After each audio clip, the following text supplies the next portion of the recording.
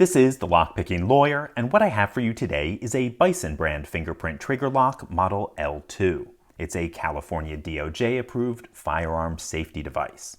Before we look too carefully at the lock, I want to briefly touch on California DOJ approval and picking standards.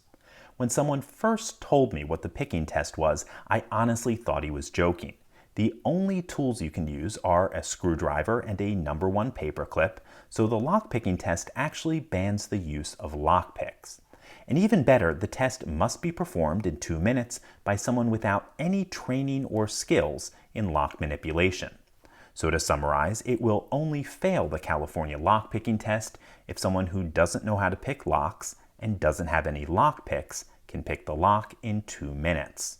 That shouldn't inspire much confidence, and I only mention it so you don't think it's something special that this is approved by California. So, let's get back to the Bison lock. As with all trigger locks, fitment is always a serious concern. It's actually why I chose to demo the lock on this particular piece. Despite the lock being firmly in place, the firearm can still be loaded and fired. Let's give that a try. You can see this is currently unloaded, and I can reach right behind the trigger guard with a thin piece of metal and pull the trigger. Let's try that again. As for opening this the way it's intended, there are 2 ways. First, we have the fingerprint side, which seems to work reliably on clean, dry fingers. At least it did in my limited testing.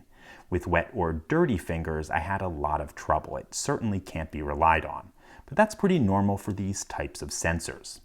On the opposite side, we have the mechanical override. It uses a tubular core that's about 20% larger than standard. That means that standard impressioning tools will not work. That's a good thing. However, single pin picking will work without much difficulty. Let's give that a try. Putting some tension on the core with my normal tubular lock tensioner, and number 1, nothing there, nothing on 2, 3, nice click out of 4, little click on 5, nothing on 6, little click on 7, 1, click on 2, nothing on 3, 4, little click on 5, 6, click out of 7, and we got this open. Okay, folks, as you saw, that was pretty simple to open. As for the fingerprint side of this, I love to see the technology getting more mature.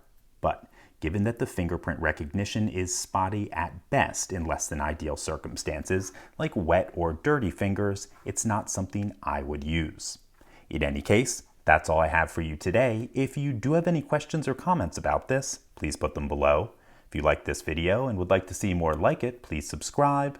And as always, have a nice day. Thank you.